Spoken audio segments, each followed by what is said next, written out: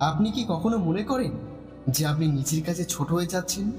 মানুষের সামনে নিজের কথা বলতে গেলে বুক কাঁপে, নিজের ইচ্ছেগুলো চাপা পড়ে যায়, আর ভেতরে ভেতরে একটা কষ্ট কাজ করে। আমার কোনো দাম নেই।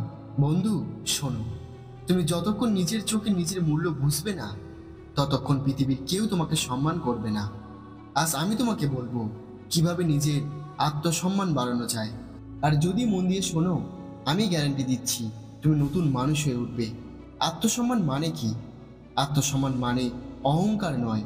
আত্মসম্মান মানে হলো নিজের প্রতি শ্রদ্ধা রাখা, নিজের সীমা বোঝা, অন্য কারোর সামনে মাথা নত না করা, নিজের ভেতরের শক্তিকে চিনতে পারা। একটা সহজ উদাহরণ, একজন কৃষক মাঠে ফসল ফলাচ্ছে। হয়তো তার পোশাক সাদামাটা, হয়তো তার কাছে বিলাসিতা নেই, কিন্তু সেই কৃষক যখন বুঝতে পারে আমি আমার পরিশ্রম দিয়ে হাজারো মানুষকে খাওয়াচ্ছি, তখনই তার আত্মসম্মান জন্ম নেয়। তাহলে আসুন ধাপে ধাপে শিখি কিভাবে নিজের আত্মসম্মান তৈরি ও বাড়ানো যায়। 1.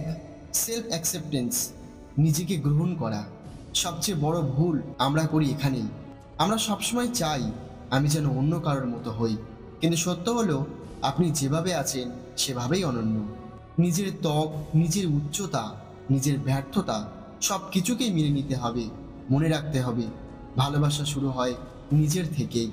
হ্যাঁ, আমি হয়তো নিখুঁত নই, কিন্তু আমি আমার মতো করে একেবারেই ইউনিক। 2. না বলতে শেখা। আত্মসম্মান ভেঙে যায় যখন আমরা সবার কথা শুনি অথচ নিজের কথা চাপা দিই।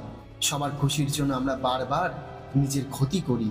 এবার থেকে শিখতে হবে যেটা তোমার মূল্য কামায় সেটা স্পষ্টভাবে না বলতে হবে।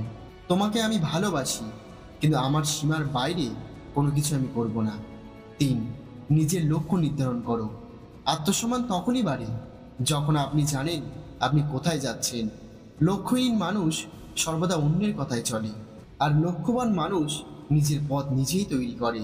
তুমি যদি প্রতিদিন ছোট্ট ছোট্ট টার্গেট পূরণ করতে পারো, তাহলে ভেতরে এক অদ্ভুত শক্তি জন্ম নেবে।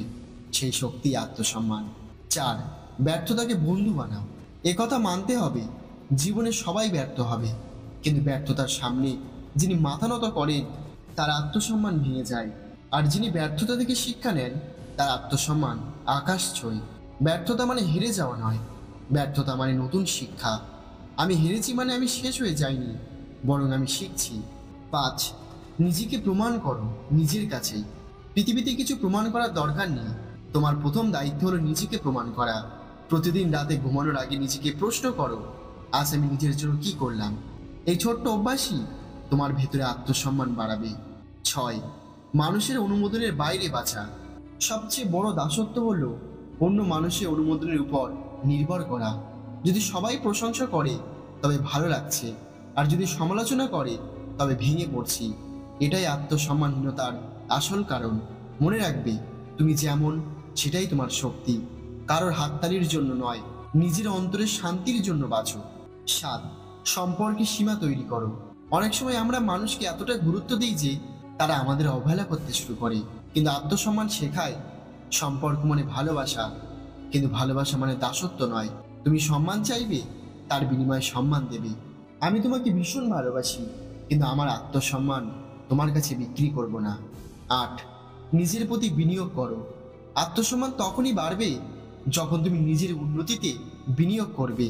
বই পড়ো, নতুন স্কিল শেখো, শরীর চর্চা করো, নিজের চেহারা ও উপস্থিতি গড়ে তোলো। যখন তুমি নিজেকে গড়তে শুরু করবে, মানুষ তখন তোমাকে সম্মান করবেই। 9. তুলনা বন্ধ করো। তুলনা আত্মসম্মানের সবচেয়ে বড় শত্রু, কারণ তুলনা করলে তুমি সবসময় পিছিয়ে পড়ো। মনে রাখবে তোমার প্রতিদ্বন্দ্বী কেউ নয়, তুমি নিজেই। গতকালের তুমি আর আজকে তোমার মধ্যে পার্থক্যটাই হলো আসল জয়। 10. নীরবতাকে শক্তি বানাও। সবসময় সবার সামনে প্রমাণ করার দরকার নেই, কিছু কিছু সময় নীরবতাই সবচেয়ে বড় উত্তর। নীরবতা শিখিয়ে দেয় আমি তর্কে জিততে চাই না, আমি নিজের ভেতরে জিততে চাই। তো বন্ধু, আত্মসম্মান বাড়ানো কোনো একদিনের কাজ নয়, এটা একটা ছোট্ট ছোট্ট সিদ্ধান্ত থেকেই শুরু হয়। আমি নিজের মতো করে বাঁচবো, আমি না বলতে শিখবো, আমি নিজের ভেতরে শক্তিকে জাগাবো। একটা কথা মনে রেখো, যে মানুষ নিজের আত্মসম্মানকে ভালোবাসতে শেখে, পৃথিবী তার পায়ে মাথা নত করে। তো বন্ধুরা, ভিডিওটা ভালো লাগলে একটা লাইক করে দাও, আর এই ধরনের আরো ভিডিও পেতে চ্যানেলটি সাবস্ক্রাইব করে রাখো।